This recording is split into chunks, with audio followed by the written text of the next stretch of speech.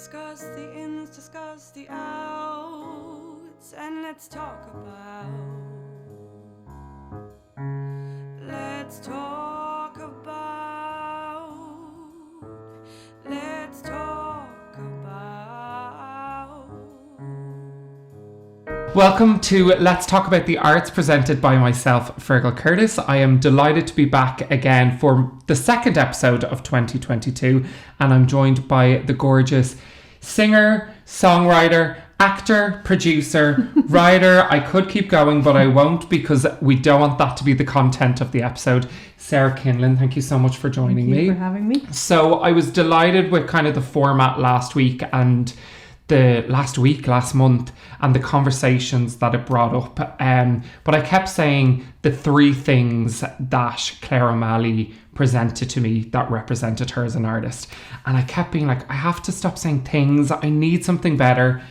Sarah emailed me, here are my 3 prompts. And I was like, that's the word I've been looking for. So first of all, I want to say thank you for giving me a word that feels a lot more articulate for the episode. It's so weird because in my head, I thought you'd use that word. So I was like, oh, yeah. Oh, really? I was using the word, in my head, I was using the word back. Well, whatever you said prompted the word prompt. So there right. You go. Well, we are going to look into Sarah's 3 prompts that she feels represents her most as an artist. And I'm really intrigued to get into these because I have no affiliation with any of them. Brilliant. So okay. I'm really excited about that.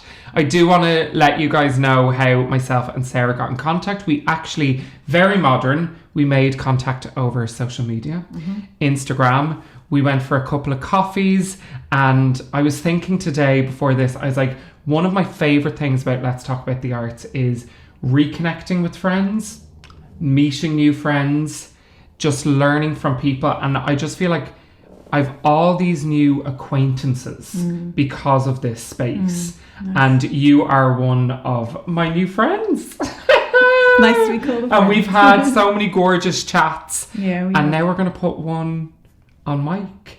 Okay. So we're going to start with your first prompt. I'm so happy about this word. Which is the film Into the Wild, which I have never seen. Okay, great. So it's on Netflix. Which I found out, I'd say, an hour ago. Yeah, and I only saw it about 3 weeks ago. Okay. And I was blown away by it. It's about a young man who is very bright, an American guy. It's a true story, or based on a true story. And he goes off the kind of beaten track to his dream is to stay in Alaska and like live off the wilderness, and he has to kind of get the money and the skills, like, well, not money, because he has to, he's not going to be spending money in the wilds of Alaska, but he needs to get basically the equipment and then learn some survival skills, because he comes from quite a well-to-do background, is what I believed when I was. Yeah, and he's been offered a place in, I think it was Harvard or Yale, one of those Ivy League colleges, but he turns it down and burns his money eventually. And the whole story, I don't want to ruin the ending, but like basically the story is kind of plotted backwards. So you're getting kind of bits, well, not the exact end, but moments coming towards the end, and then you kind of, so it's non-linear, which is nice. And it's just such an emotional roller coaster because he, like, you see him kind of going into this really like weird space psychologically as he goes out into the wilderness, and the way it's shot, it's stunning, and all, the music is all by Eddie Vedder, I don't know how you pronounce his name, from Pearl Jam.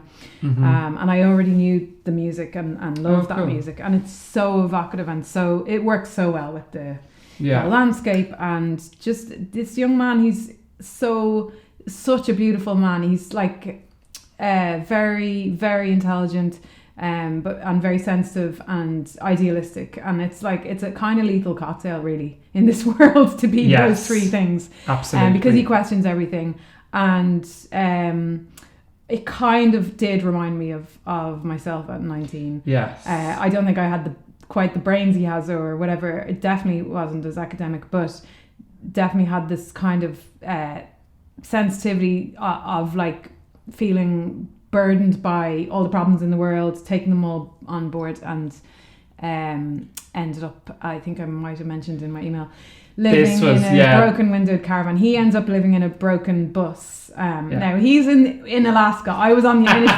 Inishmore, but you know, little different, but same intentions. Well, I went as far west as I could without leaving the country. But just kind of went through this period where I was on a complete mission to like save the world. So I became vegan, and I spent my time on Inishmore picking up litter and doing various jobs there, and then living in this caravan and thinking like I could become enlightened this way somehow.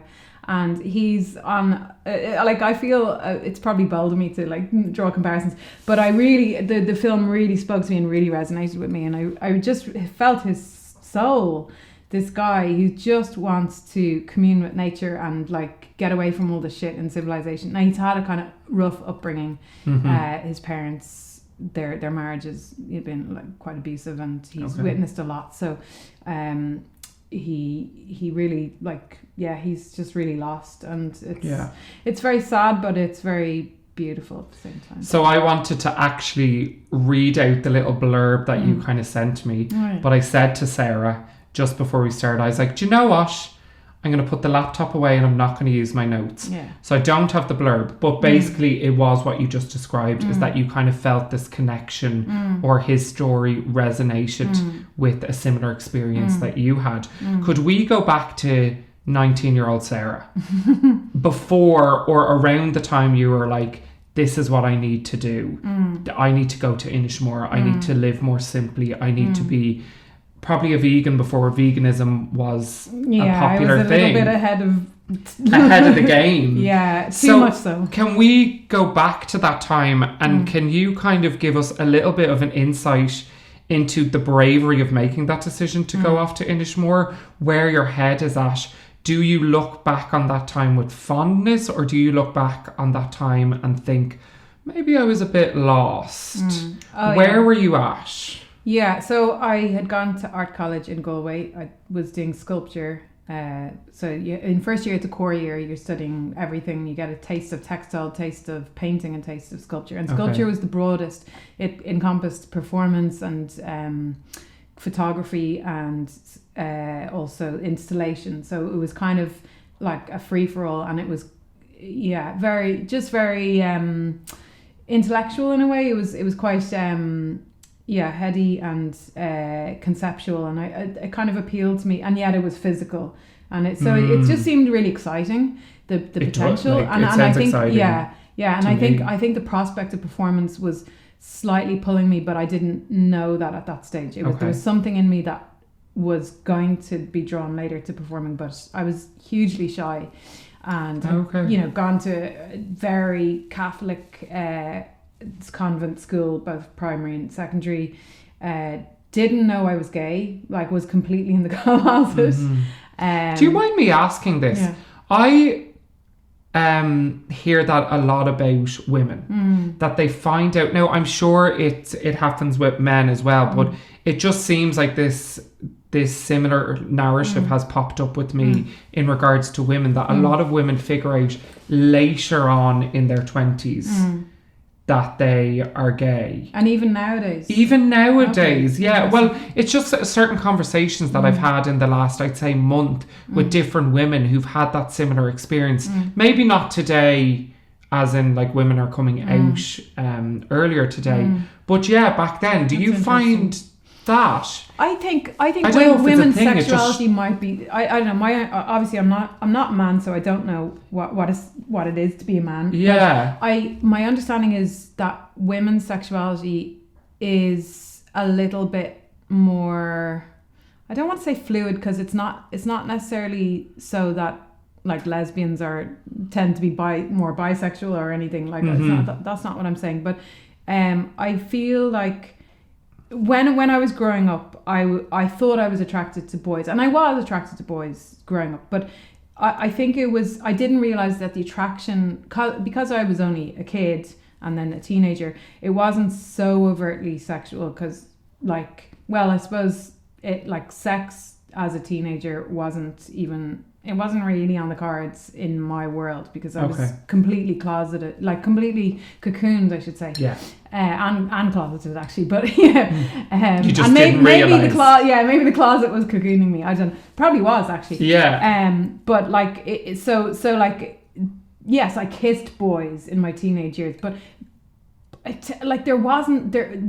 girls weren't in my school anyway, weren't having that much sex. Like there probably were girls having sex, but it wasn't something that girls talked about or bragged about like they would have maybe in a boys' school. Like, because there was, shame around having sex. Yeah. Like it was so I thought I was attracted to boys because it was kind of a superficial thing. I liked boys because they were different to me, and also like I do like men. I've always been drawn to boys and men.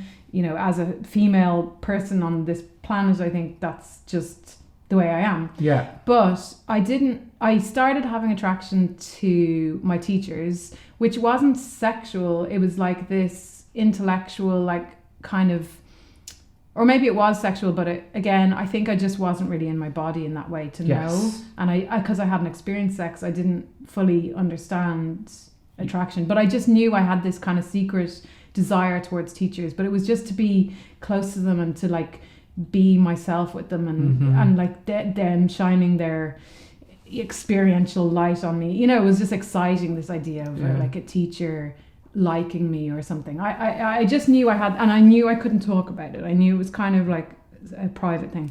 Okay. But so that's all I knew. And then when I went to art college in Galway, our sculpture teacher Lachlan Hoare told us to question everything, and I took this so much to heart. I literally started questioning everything, and which is great advice. It is, if it's but in the right parameters. Too. Yes, dangerous too. So like literally everything just started peeling away, and then obviously my sexuality was one of those things, but it was kind of like the last vestige almost of. I think I asked that question just hearing you speak. I asked because I've always, in that way, even when I was not a sexual being when I was younger, I almost knew that I was attracted to men. And I think because I've known that... And you knew it to yourself. And I knew it to myself. And I always remember knowing that from such a young age. So I suppose when I've had these conversations and you bring it up there, for me, I'm always like, I've never been in the situation where I'm like, oh, well, I'm attracted to women or girls at that age. Now I did, as you say, kiss girls, had a girlfriend, but I look back on that and very much like I did that because I was hiding, or it was the thing to do. Yeah. So I'm always intrigued when people are like, I genuinely just didn't know. And I just want to figure out that journey for them. Because there's things I'm realizing about myself now that I'm like, God, I've really denied this. I truly did not think this was me. So it's like, that's why I asked that. But I would love to go back. I think I did always know. Like I remember even being 7 and flirting with my female teacher. Okay. So it was always these older women. I think it was like a mother figure thing. You can psychoanalyze that, but we won't. we won't go into it. But I knew I think it was just that it was a secret to myself. So it's almost like the left hand doesn't know what the right hand's doing. Yeah. I think I knew it, but I didn't know it. Couldn't admit it to myself. Get that. Yeah. It's so interesting that you say that, because I think I'm experiencing that in certain areas of my life now. So it's so amazing to hear someone articulate it in a way that makes sense to me. Like sexuality makes sense to me. So it's cool. Thank you for answering that and allowing me to go on that little journey. But going back to being 19. So I drunkenly snogged my best friend and it just something in me clicked. I was like, oh my God, my body was turned on in a way that I'd never experienced before, and I was like, okay, this feels right. And after having that experience, I could never go back. I did subsequently have boyfriends, or like tried to kind of have boyfriends, but it just, something in me was like, every time I did try to date men after that, like lying to myself, really.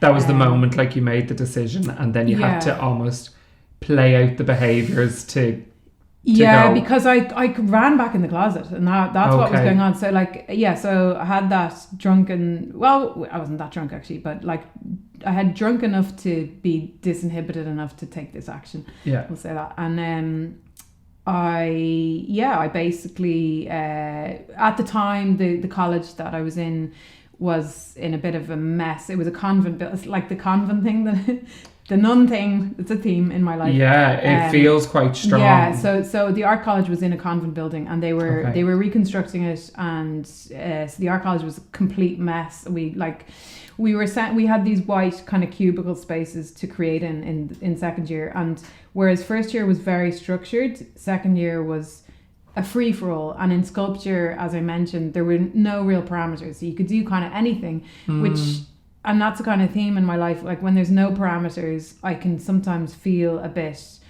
stuck, and because there's too many choices. And I found the transition of going to very structured school, and even first year of art college being quite structured, into this like space of like, here's your white space, go and create whatever, and just being left. I just found it unbearable and impossible, and I didn't feel creative in that space. But the room that they had given us, that was divided into these kind of white boxes, happened to have a stage on it, and I happened to be at the end of the room, so the stage was opposite me. And something in me, again, this latent thing, the theme of not knowing what was in me was there as well, because I was drawn to this stage, but I didn't know how to kind of how to be with that, but I had this idea to fill a balloon with air from outside, because I wanted to make something that spoke about the fact that when I was on the streets of Galway, I felt really alive, really creative, really just happy, and then I'd go into this white space and just be completely shut down and not able to create. So I wanted to bring the air from outside in. So I filled a balloon with air from outside, and I brought it inside, and I tied a string to it, and the string happened to go across the stage, and I filled another balloon with the air from inside and brought it out.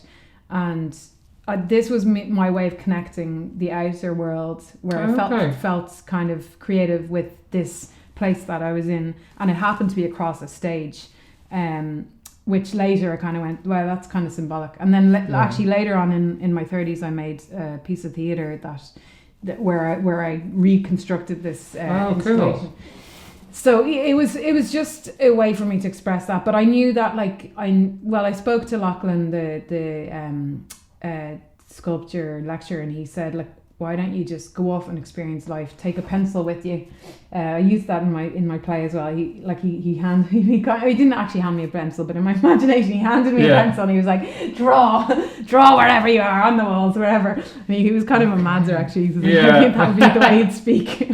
And are you happy he gave you that advice? Yeah, do you know, it was a weird piece of advice, because he was basically saying, leave art college, go off and experience life, and then come back to art college, and when you have something to say. And I didn't, because at that stage I was so young, what did I have to say about the world? So that was between it's great advice, but I just have this image of you leaving that room that you speak of and just being like, there was what do I do? It was a very lonely space. For a while there was a huge freedom. I remember like going to the Carb River and swimming naked, and like it's kind of dangerous in lots of ways, like just even the flow of the water. But it like that guy in Into the Wild, Alexander, what does he call himself? Alexander something Trump, trickster, or I should have looked this up. You see that? No, I have it written on my notes. Well, he gave himself a pseudonym anyway. Tramp, Alexander Tramp. Tramp, not Trump. Supertramp. Supertramp. There we go. Alexander Supertramp. His real name was Christopher McCandle. Yes, McCandles. Thank you. McCandless. Yeah. McCandless. Yeah. But yeah, just like that character of, who's just completely like not like a hobo in the traditional sense, but that character who just wants to live in nature and off the, like, I don't know, I just always had this soul in me that was like really drawn to adventure and kind of a masculine thing. Like as a kid, I really, really wanted to be a boy. For a good while, wanted to cut my hair short, which I wasn't allowed to do. Wore like boys swimming tops when I was swimming. I was pre-pubescent, sorry, plant. Pre-pubescent, and so my parents did let me do that, which is kind of cool in advance of them that they let me do that. But and then was obsessed with this idea that my name would be Simon if I was a boy, but really it was coming from this sense of like wanting the freedom that boys and men had.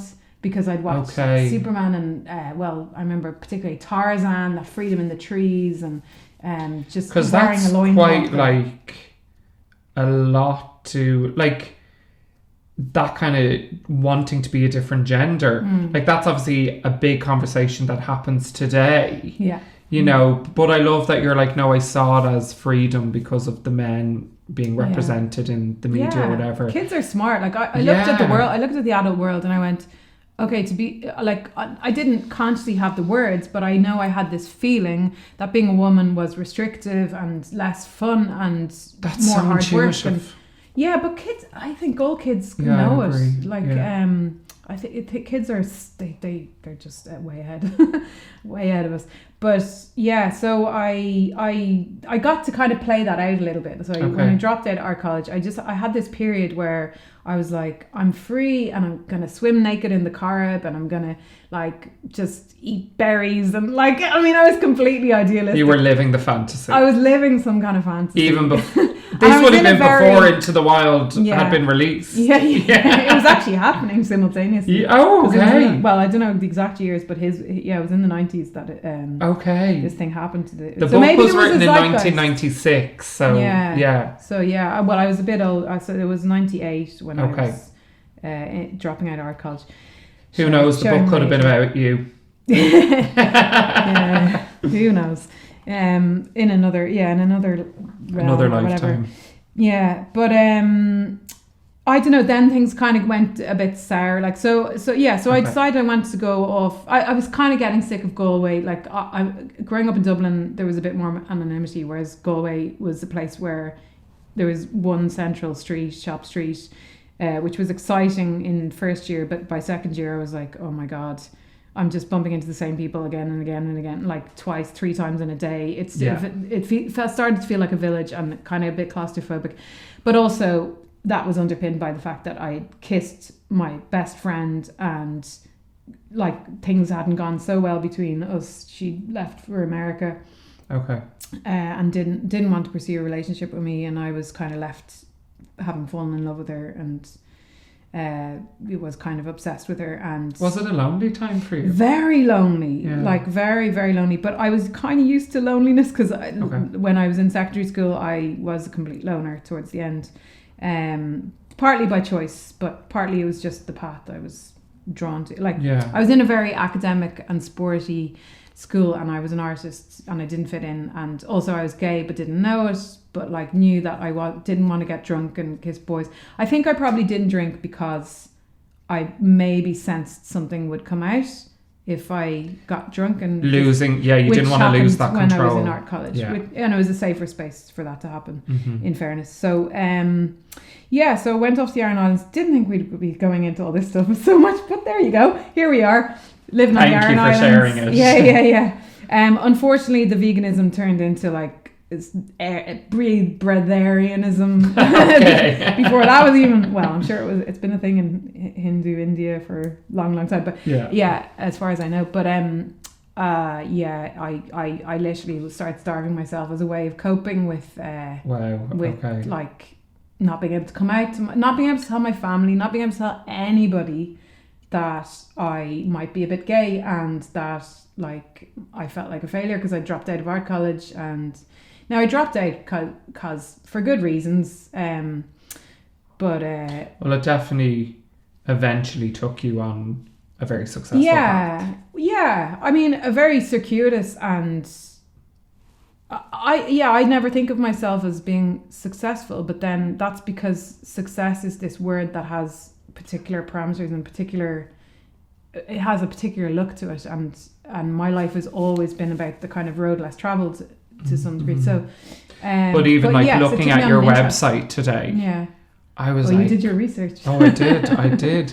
But I was looking at it and I was watching your show reel and I was like, Sarah, you are killing it, so because it's interesting because we had conversations before maybe I went and read everything, all the work that you've done, and I think that you need to embrace the success you've had because I think you played it down to me when we had coffee and stuff, even though I was aware of certain stuff that you had done. But when I saw it all there in front of me, it's been a real colourful career. Yeah. I think the thing is with success is when you've had times in your life early on where you felt completely like a failure, that sometimes forms your sense of self. And no matter how much success may come, you still have this sense that you're not successful. And maybe that in a weird way can give you an edge as an artist because you're going to probably be humble enough to not let any success go to your head. Yeah. But also I think it gives you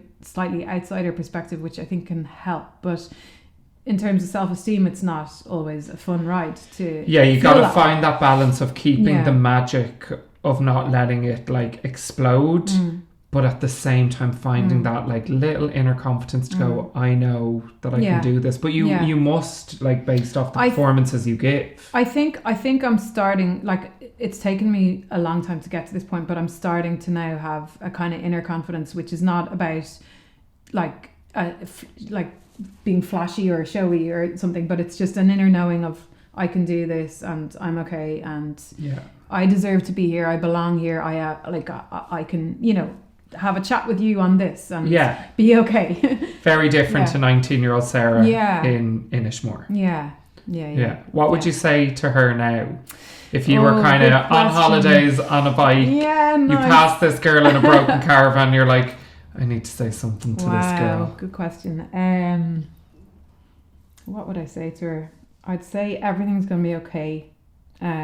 Trust your gut. You're going to go on a bit of a crazy bumpy ride. I don't think I could change the path she's on by my words necessarily, but I'd like to just to tell her that things are going to be okay and things are going to get better. It's a cliche, but yeah. Give her a few words so she feels like she has a hug as she goes on the tricky journey. Yeah. Because you can't put an old head on young shoulders. I had to go on that journey, and that's the beauty in life, isn't it? Yeah, we have to be where we're at. It's true. Let's jump into prompt 2. Okay. I'm gonna absolutely live in the word prompt for this episode. So I was like, you sent me the song. It's a song. Do you want to let everyone know what the song is? The song is Tender by Blur. Yeah. Another 90s throwback. Now, I was never a Blur fan. That was not my... neither was I, really. I was going to ask that, but that was never my realm of music. I definitely was more on the Christina Aguilera vibes. Oh, hilarious. I was all Nirvana girl jam. Okay, I was like Britney Spears, Baby One More Time was, I was learning the dance routine with the video. Well, you're younger than me too, so it was... Okay. It's a little bit of it. But I was like, I better listen to this song if we're going to, talk about it. Yeah. And I was like, whoa, okay. I was like, I'm feeling this. And then it went on the autoplay and a few other things came up. And then I was like, all right, Blur, I maybe can invest in you for the next while and put on a few playlists. Yeah. Why? I loved how you described the song when you sent me the prompt. It was... you said you just feel alive dancing around to it. Yeah. And I think that's a nice thing to follow up from where we've been with Into the Wild. Yeah. Tell us about what Tender means to you. I can't even remember when I first heard it. And I think, to be honest, I don't even know when it came out. I just connect Blur with the 90s because that's when they were big and them and Oasis were having a scrap. The videos. Yeah. I was like, this is 90s. And actually Oasis probably was the better band in that they were they had more reach and they kind of they were more working class as well. Blur was more middle class and a little bit more niche maybe in their style, but then Damon Albarn went on to Gorillaz and so this song I can't remember when I first heard it, but I know I've kind of liked it in the last few years. But it was recently during lockdown I was offered a theatre gig and unfortunately I'd been in close contact with somebody I think like 10 days prior, I had 3 negative antigen tests, but the rules at that time were that you still couldn't engage in work in a theatre until it was 14 days. It was really strict at that point. So I lost that gig, and I remember that day because there'd been so little theatre, and it was a nice gig, and it kind of it spoke to me, and I was anyway. It was one of those things that I just had to accept, but I put that music on as a kind of antidote to what I was feeling, and I started dancing, and it just did something like where it just lifts my spirit. And I listening to the lyrics, like it's so, I think I said it in the email, it's so much about how it feels to be alive on this planet right now, because it's again like that thing about being tender-hearted and being sensitive and alive today in this world. It's like the hardest thing to, and yet I feel hugely privileged, obviously, to be even able to say that. But like, I still think it's we're in mad times, like, as we know. We're always, we've always been in mad times, but I think we're so aware now of what's going on in the world. Let me ask you, how do you feel you've navigated your sensitivity? Maybe a lot of therapy. Okay, there we go. Yeah, like how over the years, how has it, maybe made you go into darker spaces? Because sensitivity is very much a gift and a power, but it's a very vulnerable gift that you can fall into dark places, but also then you can create, let's say, magic. How have you navigated your sensitivity, both positively and negatively? Yeah, good question. Over your life? I think yes, I joke, a lot of therapy, but it's true, a lot of therapy. But aside from that, and therapy isn't the entire answer. I mean, I always feel like therapy is like a practice place to, have a more positive mirroring and relationship with somebody where you can then take it out into the world. And it's also a spot for you where you're like, this is my place and I can explore whatever I want. And then not burden the world with it yet until I understand it. And then I'll burden the world with it. And if you're lucky enough to be able to avail of therapy, then it's kind of like, I feel like the polite thing to do in the world, because it means I love that. You're dealing with your shit somewhere. And not that it doesn't spill out, of course it does, but it is a kind of, I think, yes, it's about respect. It's a tricky conversation actually, because it's that thing of sometimes when you go into therapy, you can sometimes become a little bit selfish for a little bit of time. And then a bit anal. Finding that balance, I do think, can sometimes take a while, sometimes not, can be on different levels. But bleeding out definitely is a nice way of putting it. But it is good to have a space. Definitely. And like also journaling, and to be honest, like having access to a guitar for me and a notebook to be able to write songs and play music, even just in my own house if I'm not recording or performing or whatever. Just being creative, I think, is like, so it's funny, as you say, sensitivity can be a gift and a curse, but like, I think the medicine is the antidote is in itself, if that makes sense. As in, being sensitive is partly a product of being an artist, and but if you can't create and you're just sensitive, it's impossible to be in the world. Whereas if you have the outlet of creativity, then you can the sensitivity can fuel the creativity. And this is a conversation I'm continuing with myself, but also trying to look at it from different angles. And I luckily have people in my life who are able to give me different perspectives on this. But how important do you think it is? Actually, let me ask it like this. Do you think it is necessary for everyone to have a creative outlet? I can't really speak for anybody but myself, but I do feel that everybody is inherently creative to some degree. Obviously, some people are artists, so their creativity is maybe more to the fore, or more has skillful. a bigger and has a bigger kind of purpose and it takes center in their lives. And again, I think being an artist, it can be a privilege. So I'm very aware that there's lots of people who are artists but don't like have access to their own creativity or don't have access to art forms or whatever. But I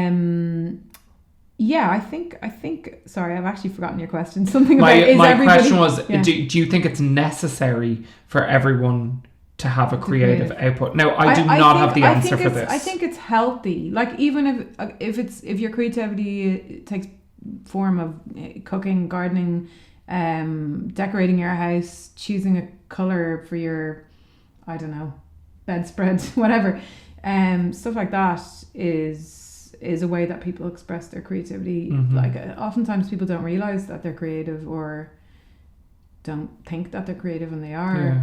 But I think it enhances life, and I think we can't really divorce it from being human, and when we do, we get into trouble. And like, obviously society is set up in a way that doesn't always support creativity, and like we see that in our city right now, where we're losing a lot of the art spaces and cultural quarters to hotels, and we know that, and then expecting tourists to come to this soulless city.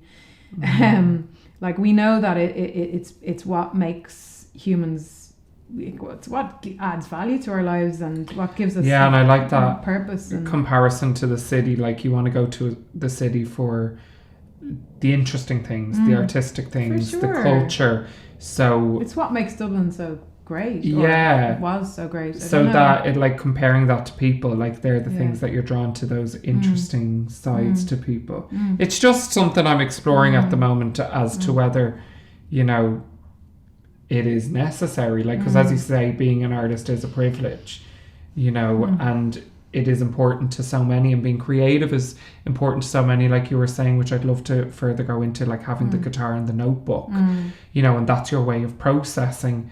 But do we necessarily always have to process creatively, or could it be more if someone's more practical or logical or whatever? Like, I don't have the answers, but it just struck me. But I would like to dive more into you as a singer-songwriter, because you mentioned the guitar and the notebook, and you very much present, like, along with the acting, which was very successful, you've got this singer-songwriter side too, and which ties into maybe how connected you are with music, like the Blur song. Music has always been, like, since I was very young. My mom play a list of instruments. Guitar is like, I have played other instruments in shows, like, but I've learned those instruments for particular parts. Cool. So banjo, like, for It Folds with Broken Tuckers and Junk Ensemble, and ukulele for another show, and a mandolin for But I think once and I learned violin when I was a kid, so it's always been stringed instruments to whatever degree. And I think once you have, particularly like the guitar type instruments, once you have that kind of thing in your brain where this hand does one thing and this hand does the other, it's easier to pick up any other. Do you play instruments? I want to say I play the piano, and I do play the piano, but I play it for myself. I grew up playing it. I did it as my secondary study in college. Over lockdown, my amazing friend Maria Greenan, she like taught me some more like pop songs, funner stuff, and and then she kind of encouraged me.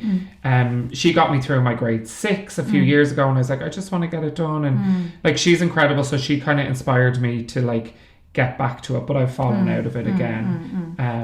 I do love sitting down and just playing what I know and enjoying that. And I put that down to Maria because she re-sparked how I approach playing, and I think that's an important. With the piano, I don't want to say I wasn't taught in the right way, but the way I was taught didn't inspire me to keep going. And that's a really important thing. Like, when I was being taught violin as a kid, it was quite my teacher was a lovely woman, and she really encouraged me to sing, actually, particularly because she recognised that I had a good singing voice, but she also recognised that I wasn't loving the violin, and it was such a strain, the angle, and I just remember it being a very painful process, the whole thing, and even the sound being quite, like, violin is very tricky instrument, and you have to have such a good musical ear, which I do have, but I couldn't get the vibrato thing down, and I remember that being like, it killed me,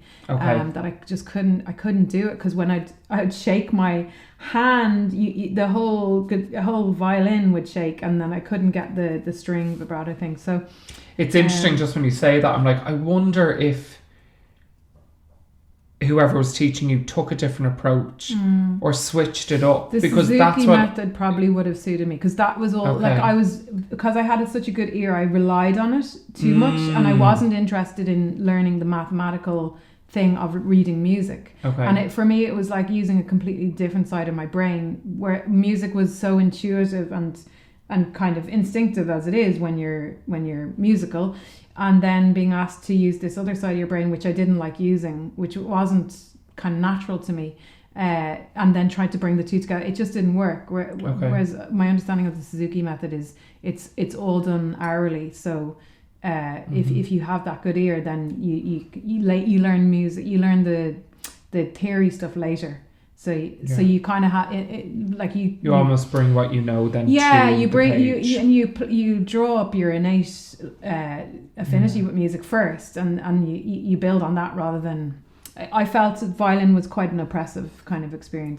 So I didn't actually pick up the guitar till much later. I kind of almost was traumatized by the violin, but always loved to sing, and then did classical guitar when I was, I think, 14, 15, did a few grades and enjoyed that. But then when I moved to Galway to art college, I gave up doing grades, and I was in with a very bohemian crowd and just started listening to Joni Mitchell and Patti Smith and like all these cool singer-songwriters from the 70s and 60s, and was just like, okay, this is my world, and busking, and so that's when I kind of got interested in songwriting and started to try. But to be honest, I had to go through a bad period of my life, having an eating disorder, trying to recover from that, and that was the moment where songwriting became something really important and key in my life, and about recovery and about finding a voice. And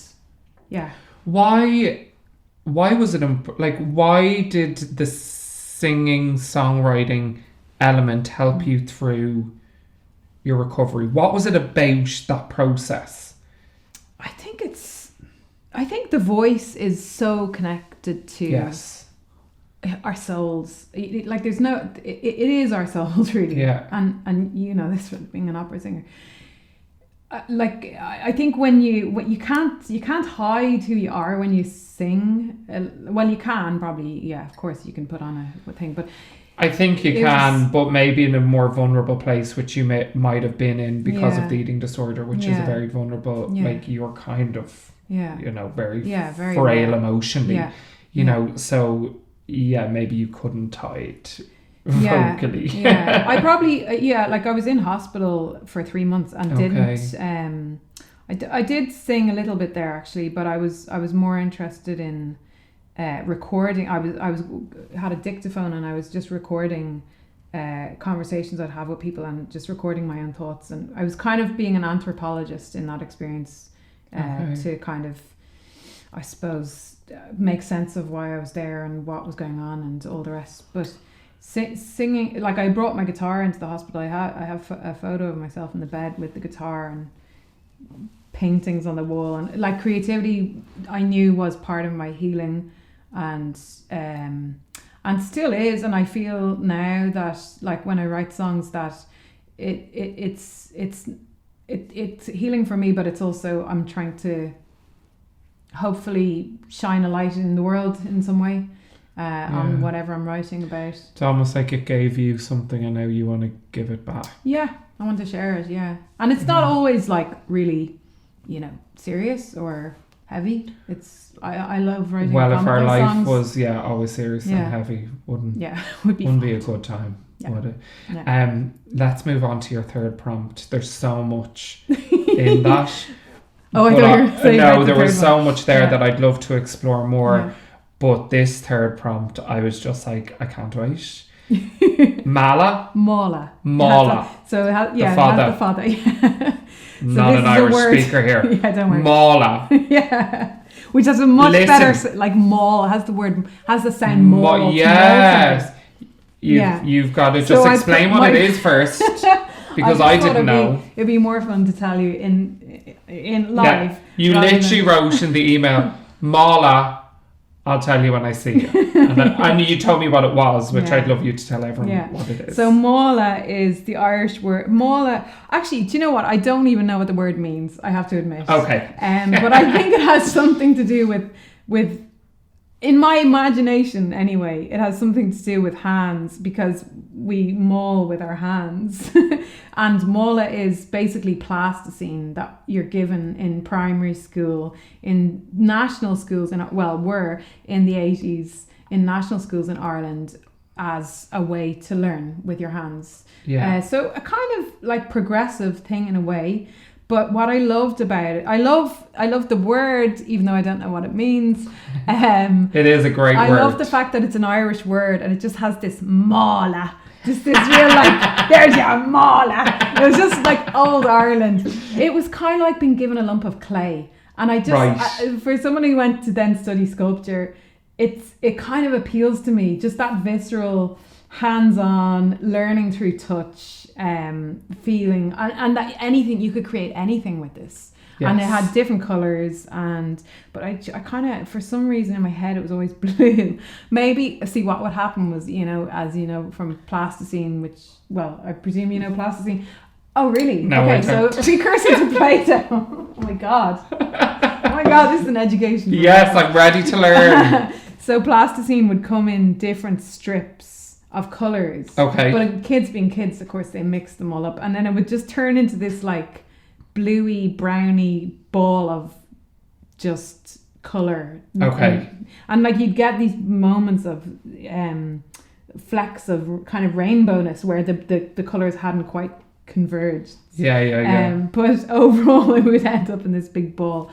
And I just loved playing with this stuff. And the reason why I wrote in the prompt was because yesterday I was babysitting my two nephews, and they brought to my house 3 buckets of Playdoh. Okay. And they asked me to make a cheetah, because my nephew is obsessed with cheetahs. He went to the zoo recently and saw he's gone through the evolution. He was first into dinosaurs, then into sea creatures, big whales and all of that. And now he went to the zoo recently. Controversial, I know, zoos, but whatever. Went to the zoo, it was part of all of our childhoods. Yes. Unfortunately, perhaps. Saw the big cats and now is obsessed with this, with cheetahs in particular. So he asked me to make one. And I made it when I put matchsticks inside. Nice. My art college days, with sculpture and all that. And then were you sitting there thinking, they should have never let me go? This is it. Yeah, roll down, eat your heart out. And then so he was like starting to play with it, and I realized he's gonna take this thing apart. Yeah. Which would be fine, but I got a little bit proud of my beautiful cheetah, so I thought I have to immortalize this guy. So I suggested we try putting him in the oven. So I've never done this with Playdoh, so I thought maybe I should Google it. So I did. And it said like 10 to 15 minutes, 200 degrees Fahrenheit.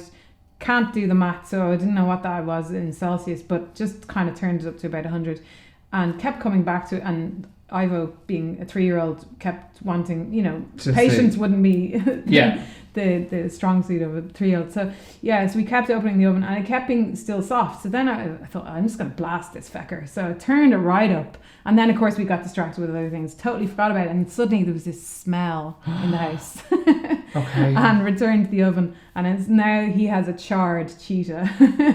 So it was pretty blackened. Oh, my God. But the story is the cheetah was playing in the mud and just got a bit dirty. Great. We just give it a narration. Yeah. I love that. And there's so much play in that as well. So it's such a great word. So then I was like, I just love playing with these things. Yeah. And it just brought me back to back to basics. And I think that was another reason why I chose that because I always think like as an artist you have to go back to your first interactions with art form, whatever art forms, to rediscover the sense of play and just the baseline of it. Yeah. So absolutely. Maybe I should buy some more. I was literally thinking that. I was like, you need to go out and buy some and just have it in the house. Yeah. And it has a different smell. I do love the smell of Playdoh though, I have to say. It's it makes you want to eat it. Have you ever? I have played with Playdoh, but I can't say I've ever wanted to eat it. I must have different taste buds. It's very nice. Like, and I was minding their dog, and he was trying to eat it as well. So, I don't know. I can imagine the texture of it now, but I can't imagine. It's kind of dull, but I presume it's non-toxic. I mean, I'm not recommending people eat it, but no, please don't eat Playdoh. Maybe do. Just for shits and giggles. Am I allowed to swear? Yes. Okay, great. Everyone asks that every episode, and I'm I should tell people beforehand. It's probably more fun to watch people squirm. Yeah, exactly. Actually, I won't tell anyone. But yeah, that's why I chose. I love it. I thought it was such a clever choice, and it also like perked up my, kind of excitement to find out why you chose that. So I wanted to pick something physical, something oral, musical or whatever, and then something that involved acting or film or whatever. So I love that. That's why I chose. I should do that as well. I should ask people about, because I kind of just say, give me your 3 prompts. Could be a memory. Except you don't use that word. I didn't use it. You will be now. I will be now. Yeah. But I'm like, it could be a song, a quote. I give examples. What like represents you as an artist, or the artist you were, or the artist you want to be. But I should ask people about how they then take that. And just like you've gone for physical error. I mean, having said that, I had that thought I want to pick all 3, and then I was like, oh, stop being like, don't let your ego get involved about trying to represent everything. Yeah. Because then I just went, feel into it. So the film was definitely going to be in it. Okay. And then the song, I was like, okay, maybe I'll pick some music, but what do I like? And then I had this debate about like, should I not pick something cooler? And also I was also aware of gender, and I was like, oh, it's interesting that the character this film was a young man. The Damon Albarn, obviously youngish man or whatever man, and then Mála, I don't know, it could be any genderless. Genderless, thank God. Thank God there's like somewhere in between there. Just the females didn't get represented. But you are representing the females. That's what I thought. And you know what? In a funny way, you have to be honest about where you've come from. And I did grow up in such a male-centric world. And most of my influence, like when I think back to the bands I was into, Nirvana, Pearl Jam, okay, I did listen to the Cranberries. Always kind of thought Sinead O'Connor was cool, but a lot of the stuff were made, like, because the bands, apart from Spice Girls, which came toward when I probably was in art college by the time they came out, and I wouldn't have been seen to be listening to things like Spice Girls. God, whereas although now I'm like, I used to play Spice Girls boarding school, where we'd all be a member of the Spice Girls, and we'd just go, I was Jerry always. Ooh, and we'd go to different areas of the garden, and we'd just be in our boarding school bedroom. And that was us playing together, but we were just on our own. Oh my God. And then we'd come to lunch. All the 5 Spice Girls would go to lunch. School. No, I didn't. We were playing this was the game. Spice Girls boarding school. Oh, sorry. And you said it was the 5 Spice Girls who went to boarding school in my neighbour's back garden. I think I want to play that game. It was iconic game. And we'd always fight. So new people would come. There's always 3 of us, and we were Jerry, Baby, and Sporty. And then newcomers, you'd have to be like, well, you have to be scary or posh. And they were always raging. They were like, but and we're taken. Sorry. Wow. Couldn't. Yeah, I'm just trying to think. We also had a Bewitched club where we used to take pictures of Bewitched and draw them in a shed and hang them up. Whereas I was having a library in my garage. That's a little nerve. I think we met at the right time in our lives to connect. Sarah, last thing I want is you've got to show the socks. Oh. I don't want them. Yes. Sexy socks. These are, I can't remember the company I got them. Actually, it was on Instagram where we met. Yes. I came across this company that do a line of socks with your animal, with your pet's face. Your actual pet. Yeah, so you send them a picture of, in this case, Feenie, the cat who unfortunately died in June. I know, I'm so sorry. Of a long kind of tumour, really. Okay. But he was the absolute light and joy of my life. I look like I have really lumpy legs. I'm actually wearing leggings because it's so cold. It's so cold, yeah. Got these leggings smart. on the Camino, and they have a particular. They're very, very tight, for muscles. Okay. They're for walking, so they squeeze your muscles. And sorry, I know we're meant to be talking about the sock now. Whatever. No, because I was like, the Camino. Let's talk about that. But I'm sure we'd be here all night with the Camino. Yeah. But anyway, the socks are cool. I recommend them. I can't remember the company's name, but we'll find it out and put it in the notes. Yeah. Feenie the cat. Sarah, thank you so much. Thank you This for has been having such me a on pleasure. This. Oh my god, I loved it. Thank you so much for listening. It was enjoyable. Please go follow Sarah. I will put up all her Instagram stuff, or say it. Well, yeah, the Sarah Kinlen. The Sarah Kinlen. Come follow me on Instagram, and then Sarah Kinlen on Twitter and Facebook. Sorry, I'm like jumping over you. But I don't actually. No, you're grand. I don't actually post a lot, to be honest, or try not to too much. Go check your website out. Yeah.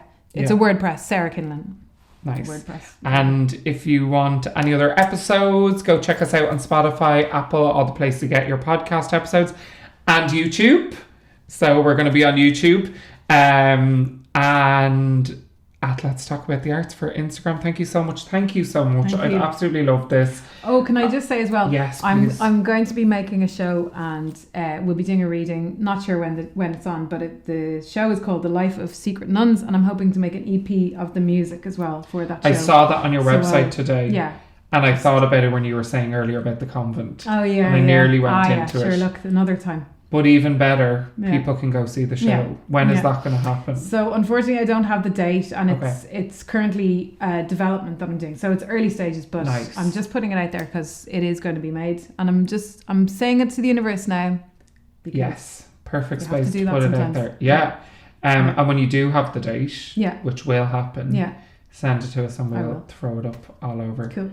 Thank you. Thank you. And thank you. Thank you.